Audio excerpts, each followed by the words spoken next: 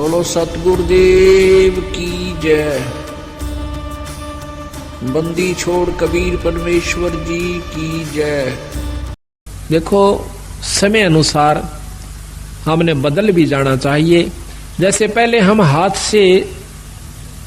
का गंडासा होता था, सानी काटने का यानी कुट्टी करने की जो मशीन है वो हाथ से। पहले पुराने समय बताते हैं कि एक उसको गंडासा ही कहते हैं यहाँ हरियाणा की आदि भाषा में, हरियाणा रोहतक जिले में तो फरसा भी समझो। ऐसे हाथ से पकड़ लिया करते थे, एक तरफ से उसको गहरा कहो, उसको भूस कहो, और दूसरे हाथ से नहीं, उसके हाथ के बिल्कुल साथ से ऐसे हाथ से काटा करते थे। हमने खुद देखे हमारे दादाजी काटते हुए। वो सुबह उठ जाया करते 2 बजे 3 बजे और कटाए कट शुरू में, और काट कर ढूला दिया करते। फिर वो दूसरी मशीन चली जो हाथ से घुमा करके और 2 फरसे उसमें होते हैं, उसने काटने की चली।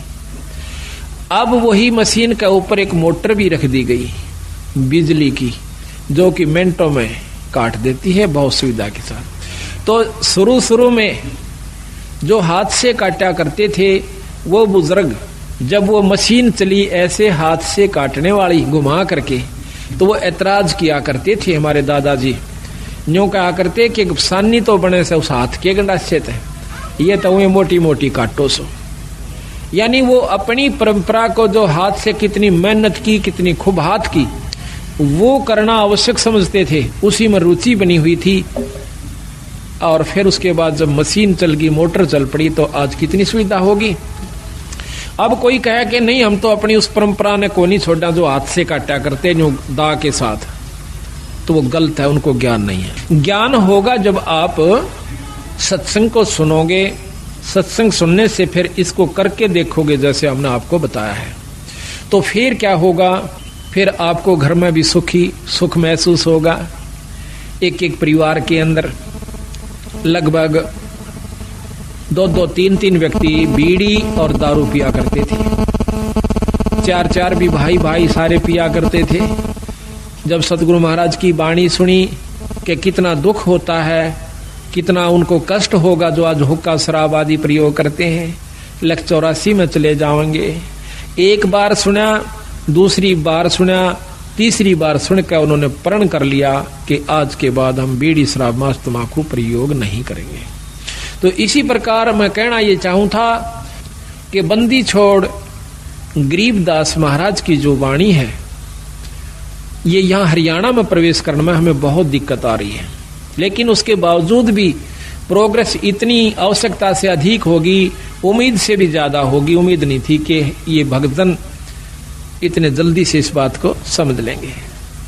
पर बंदी छोड़ गरीबदास महाराज ने अपनी पूरी शक्ति का प्रयोग किया है। कबीर साहब ने अपनी पूरी रजा बख्श के दिखाई है कि ये काम मैं कर सकता हूं, जो ये कहन लाग रहे से, जो आपको ये रोजाना बताते हैं, ये कार्य मैं कर सकता हूं, और वो करके दिखाया है। जब इन भक्तों को यह बात समझ में आई है कि कबीर साहब भी कोई परमात्मा शक्ति है।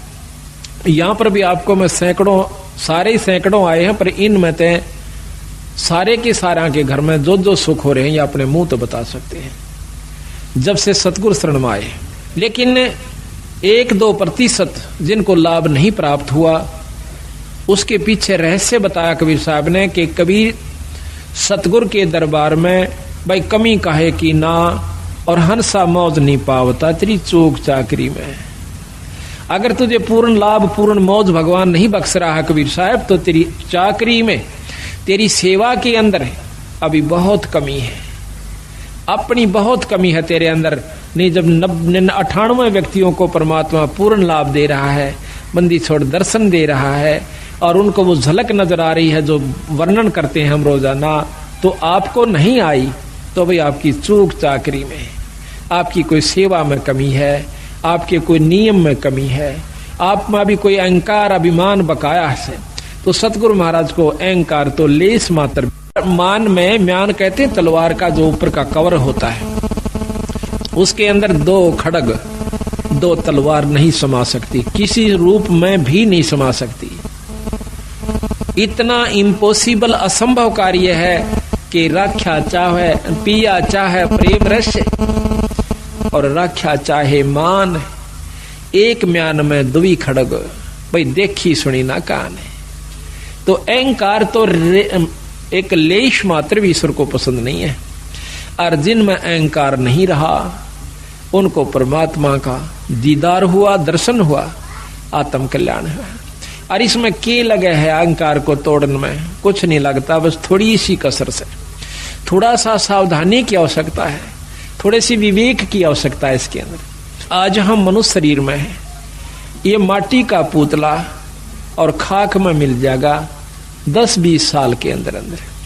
और फिर हमारे ऊपर महाराज ने लिखा है कि कबीर काहे गर्भियो और ऊंचा देख आवास, और काल पड़े भू लेटना तेरा ऊपर जामे घास।